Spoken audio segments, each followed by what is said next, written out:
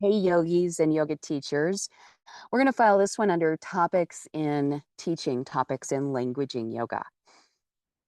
I think it's endlessly fascinating how exploring how our words lead experience can kind of reteach us and help us communicate different aspects of the practice to our students. I just took a class with a teacher for whom I have tremendous respect, and she kept mentioning Dirgha Pranayama. If you've not heard of it before, it's often referred to as the three-part yogic breath. Now, a few years ago, I received some learning via video from Leslie Kaminoff's channel of him giving a lecture on why three-part breath is it's not accurate anatomically, or at least this is what I took from it. And that the lungs don't fill base, middle, and top, and empty top, middle, and base.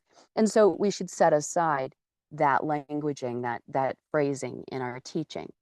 And as far as that goes in terms of lung sections, he's absolutely right. Far be it from me as the Kaminoff's anatomical knowledge. He's right. I started always. One of my favorite cues is inhale and feel the expansion of your chest, of your body, of your lungs, of your sense of space. And exhale and feel it all return to center, and let that center be new each time. And so I sort of expanded on that and invited people to imagine lungs as like grape clusters, because the alveoli that actually receive the air are sort of arranged in that way. And so the air flows in, they flow into the center of the alveoli and then expand. And that expansion takes up space in directionally in ways that are directed by our posture. And then they return each to their own center, and then the space they occupy reduces. Taking this class, though, where the teacher was repeatedly inviting me to experience Dirgha Pranayama, and one of the keys early in class was feel the expansion of the breath first in your low back, and then in your mid back, and then in your upper back. And that to me reminded me of something. It illuminated something about the cueing, that it's not about which part of your lungs fills first. Your body sort of wisely, naturally, transformatively determines which parts of your lungs fill first, middle, and last. We do want to encourage, though,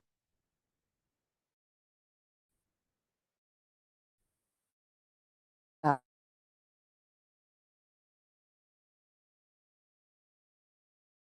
breathing, the diaphragm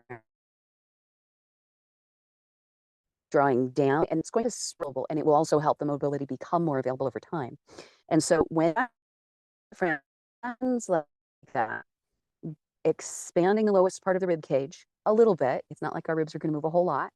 You do feel that into the low back, down onto the tailbone, and then that diaphragmatic drawing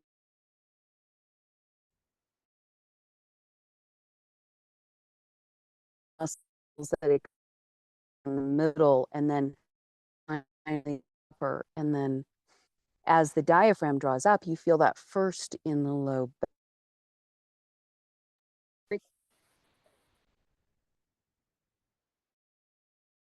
Cueing for Dirgha Pranayama of feel it, right? We're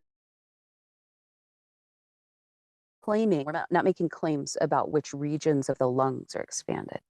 It's a cue for an experience. And that's what really good cues do. Good cues create an experience in the body. And that experience of our internal landscape is one of the fundamental aspects that makes yoga a healing practice.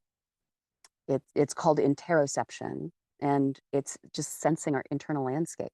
And skilled teachers are able to do that. Anyway, I would love to know what you think about cueing breathing and breathing practices. Whether you use the feel low, middle, high, and back down, why or why not? Or how do you cue fullness of the breath and enjoying slow expansion and slow. If you blow really fast and hard into a balloon, it doesn't actually blow up faster. Anybody who's done this for a party before knows this. But blowing faster doesn't make the balloon fill faster.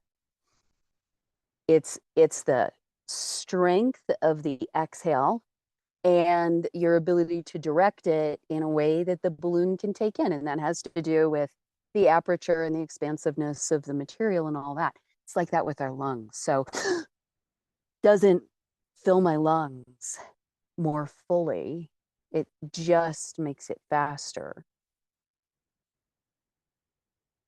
Breathing in slowly,